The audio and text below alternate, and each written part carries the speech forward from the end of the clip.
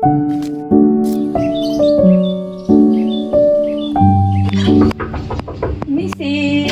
masuk. Permisi, Bu. Iya Mbak, silakan duduk.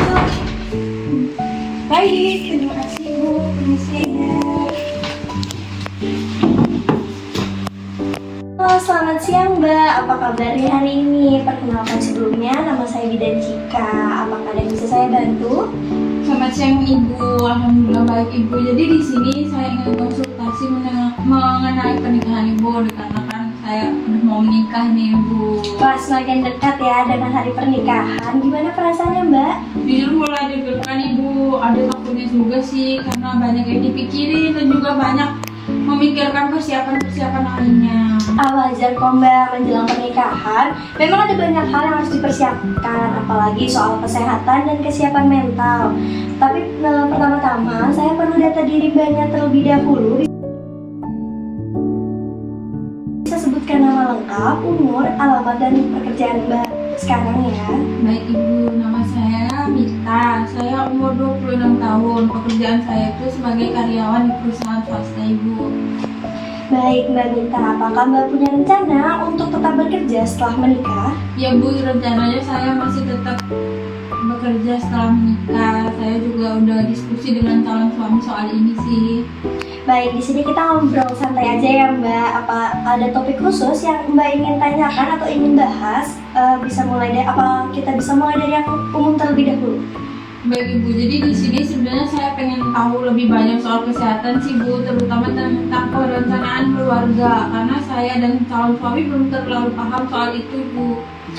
Baik, di sini kita mulai konseling ya. Bagus banget, Mbak Mita sudah punya perhatian ke arah sana. Jadi, soal perencanaan keluarga itu penting banget untuk dipikirkan dari sekarang. Apakah kalian sudah pernah ngobrol soal kapan mau punya anak atau mungkin soal metode kontrasepsi? Kami sempat diskusi soal ingin merencanakan kehamilan sih, Bu, tapi sepertinya kami sepakat menunda dulu beberapa tahun biar fokus berdua dulu, Ibu. Tapi saya sendiri masih bingung soal kontrasepsi yang aman dan nyaman gitu, Ibu, setelah pernikahan. Itu keputusan yang bijak ya Mbak. Jadi ada banyak metode Mbak kontrasepsi yang bisa dipilih, mulai dari pil KB, suntik, IUD, sampai dengan kondom. Setiap metode punya kelebihan dan kekurangannya masing-masing. Yang penting adalah memilih yang sesuai dengan tubuh dan kenyamanan Mbak dan pasangan. Apakah Mbak sendiri sudah punya gambaran mau pakai metode yang mana? Yang paling saya sering dengar itu soal pil KB itu sih, Bu, tapi saya juga takut dengan efek sampingnya, Bu. Iya sih Mbak, pil KB memang sudah populer ya karena mudah digunakan. Tapi beberapa orang mengalami efek samping seperti perubahan mood atau berat badan. Tapi ada juga metode seperti IUD yang bisa dipakai jangka panjang dan gak harus ingat minum obat tiap hari. Nanti kalau mau, kita bisa bahas lebih detail soal efek samping dan kelebihan setiap metode. Oh, begitu ya, Bu. Baik, Bu. Jadi saya sekarang lebih paham mengenai kontrasepsi yang aman. Ya. Baik, Mbak, selain soal fisik, ada juga kesehatan mental yang perlu diperhatikan sebelum menikah. Bagaimana Mbak merasa secara emosional mungkin sudah merasa siap apakah udah untuk memasuki babak baru sebagai seorang istri? Kadang merasa siap sih, Bu, tapi kadang ada juga rasa takutnya. Takut nggak bisa jadi istri yang baik, Bu, atau menghadapi masalah dalam pernikahan. Rasa khawatir itu normal banget, Kak. Semua orang yang akan menikah pasti pernah merasa begitu. Yang penting adalah bagaimana Mbak dan pasangan bisa saling mendukung. Karena pernikahan itu tentang kerjasama dan komunikasi. Kalau ada masalah, jangan dipendam sendiri. Selalu coba untuk berbicara dengan pasangan Mbaknya. Apakah sebelumnya Mbaknya sering membicarakan soal masalah atau perasaan Mbak terhadap pasangan Mbak?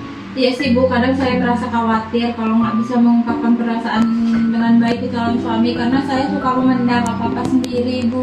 Aduh, pelan-pelan saja Mbak, nggak perlu buru-buru merasa harus sempurna. Yang penting Mbaknya belajar terbuka dan jujur dengan perasaan Mbak sendiri. Semakin sering Mbak dan pasangan bicara, semakin mudah mengatasi masalah nantinya. Selain soal fisik, selain soal mental, jangan lupa juga untuk cek kesehatan fisik Mbak. Sudahkah Mbak melakukan pemeriksaan sebelumnya? Belum sih Ibu, tapi saya dan calon suami saya itu udah merencanakan untuk melakukan pemeriksaan sebelum menikah ini. Bagus banget, sudah pemikiran ke sana juga ya. Pemeriksaan pranikah juga penting buat memastikan kalian dalam kondisi sehat sebelum menikah. Dari pemeriksaan tersebut, kalian juga bisa tahu nih tentang kondisi kesehatan yang mungkin perlu diperhatikan lebih lanjut. Pemeriksaan seperti ini juga membantu untuk rencana kehamilan Mbak dan suami di masa depan. Ya Bu, jadi lebih tahu pentingnya cek kesehatan sebelum menikah. Betul, apalagi untuk mengetahui kesehatan reproduksi Mbak dan suami. Kalau kamu atau calon suami kamu punya riwayat kesehatan tertentu, kita bisa diskusi soal penanganannya. Apakah ada yang ingin Ibu konsultasikan kembali sebelumnya atau ada pertanyaan di hati Mbak yang belum terjawab? Udah nggak ada sih Ibu, udah cukup menjawab semua dari penjelasan Ibu. Baik, jadi itu obrolan kita hari ini ya Mbak. Semoga bisa membantu Mbak lebih siap menghadapi hari pernikahan dan kehidupan setelahnya. Ingat, menikah itu adalah proses pembelajaran bersama, jadi jangan terlalu keras sama diri sendiri. Pelan-pelan saja Mbak, nikmati saja setiap langkahnya.